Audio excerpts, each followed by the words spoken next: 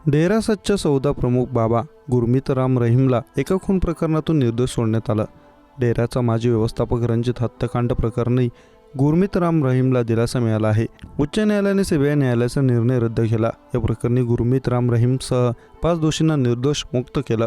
19 वर्षांनी निकाल लागलेल्या प्रकरणात उच्च न्यायालयाने 3 वर्षातच निकाल रद्द करत राम रहीमला निर्दोष ठरवलं। याबाबत मिळालेल्या माहितीनुसार 22 वर्ष जुन्या खून प्रकरणात 19 वर्षांनी सीबीआय न्यायालयाने राम रहीमसह 5 जणांना दोषी ठरवलं होतं।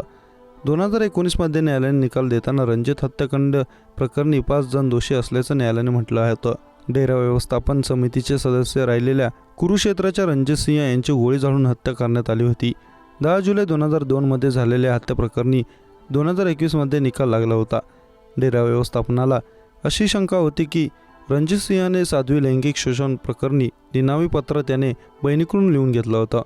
पोलीस चौकशीवर शंका उपस्थित करत रणजित सिंह यांचा मुलगा जगजीर सिंह याने 2003 मध्ये उच्च न्यायालयात याचिका दाखल केली।